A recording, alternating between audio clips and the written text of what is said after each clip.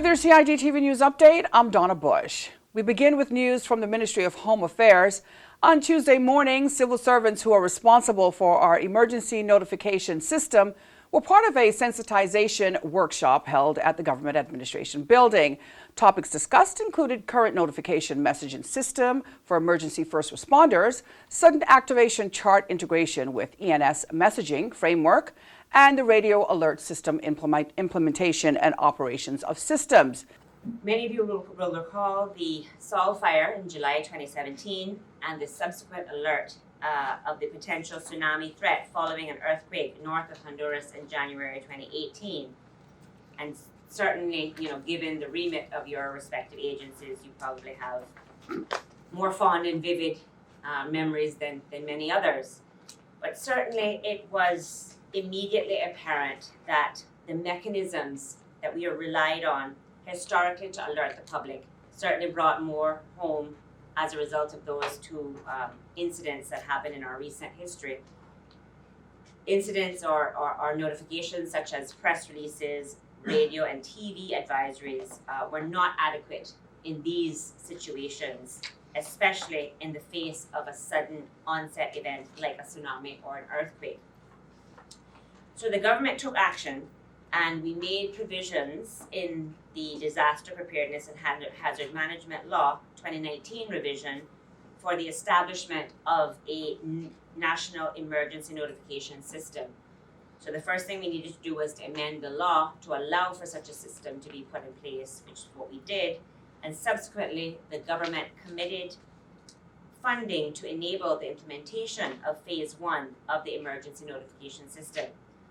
Hazard Management Cayman Islands and the Department of Public Safety Communications, in collaboration with the ICTA on OFREG and other stakeholder agencies, commenced the installation of an integrated versatile radio alert system solution, which enables authorized users to initiate emergency messages for broadcast to all radio networks.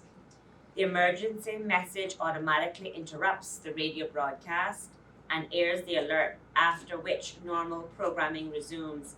And I'm made to understand that we're going to get a bit of a sneak peek today as to how that actually will sound and what the operations are like. Now, presenters on the various topics were from the departments of Public Safety and Communication, as well as Hazard Management Cayman Islands. Also making our headlines this Tuesday, 6 contestants will grace the stage in this year's Miss Cayman Islands Universe pageant. It all happens on Saturday, August the 17th. On Friday, contestants and pageant sponsors, family and friends came out to the Grand Ole House to support this year's participants. The young women in their speeches shared information about themselves, their sponsors, and this year's platform, the Alex Panton Foundation. By bringing awareness to this illness, it helps others educate. It helps others become aware and informed of signs to recognize if someone is going through a silent storm. We chose to partner with the Alex Panton Foundation because they're a motivated group of individuals making a difference in our society today. It really does take a village to raise a child. I grew up with 5 younger siblings, which taught me the importance of setting a good example. It also taught me to think of others and to be responsible in the role as a big sister. Family showed me how to be grateful for what we have and how to share it with others. My journey in the Miss Cayman Islands Universe pageant would not be possible without the support of my sponsor, Mega Food Distributors. I like to do anything fitness related, be a mentor, travel, and spend time with my family. I chose to enter the pageant to give back to our community and to support meaningful causes such as our platform this year on a larger scale. Of course, I hope to gain some personal growth from this journey as well, as I believe that there's always room for improvement no matter what stage of life you're in or how much you may have accomplished. Many of my interests include photography, baking, and painting. These are important to me because they help me to manage my stress. Stress, as you may know, can lead to depression if not managed properly. That's why it's so important to acknowledge our platform this year, the Alex Panton Foundation. The foundation was established to recognize, raise awareness, and educate our youths about depression. Any young woman can be in a pageant as long as you are confident, have faith in yourself, and is willing to experience personal growth. I thought that the Miss Cayman Islands Universe pageant was the perfect platform for this. Speaking on platforms, the Alex Panton Foundation is a foundation that is very important to Cayman society today.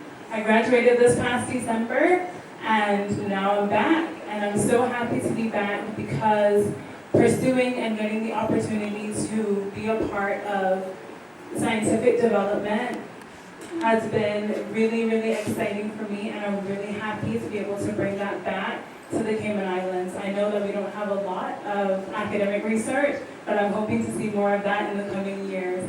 Now, the Miss Cayman Islands Universe pageant, again, will take place on August the 17th at the Ritz-Carlton Grand Cayman. Tickets are on sale at San Angel's and Funky Tangs. The new Miss Cayman Islands will represent our islands at the Miss Universe pageant to be held later this year at a date and location not yet known. Well, if you'd like to look at our weekly schedule of shows here on CIG Television, you can go online to gis.gov.ky. Be sure to go to the bottom of the page and click on the publications icon. Also, if you missed today's news update, you can go to the Cayman Islands Government Facebook page as well as the CIG Television YouTube channel. I'm Donna Bush, as always, thanking you for joining us, wishing you a wonderful night, and saying bye-bye for now.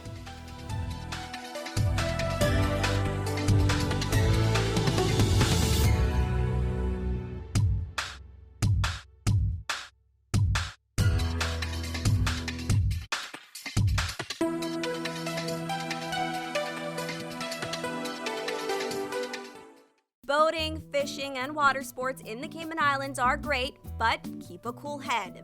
Here are 7 tips for fun and safe sea outings. Number 1. Use a checklist to plan your outing. Check the weather forecast, make a float plan, and share it with someone who is remaining on land, stating where you're going, with whom, and when you're expected to return. Visit your nearest marine supply store to get your safety gear. This includes signaling mirrors, whistles, and a flare kit.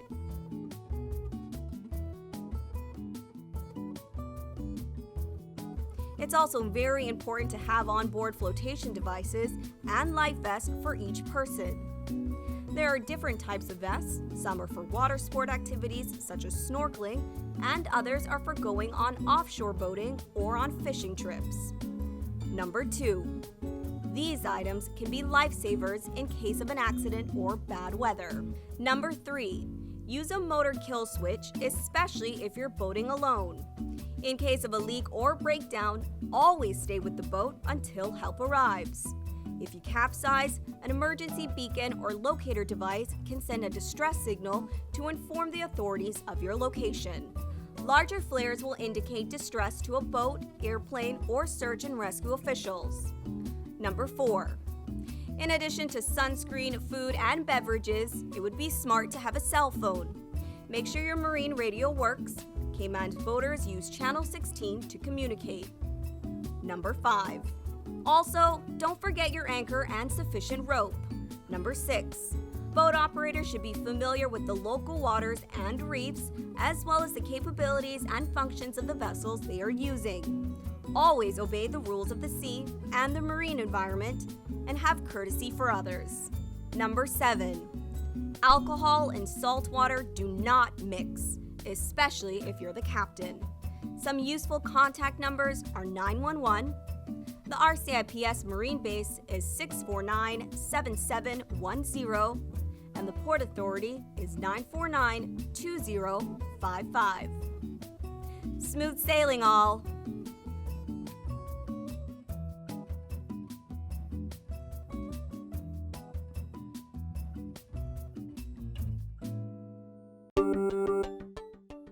Did you know that planning permission is required for an addition, alteration, or any material change to your house? The 10% rule no longer exists. Did you know you should check with the department as a planning and permit application may be required?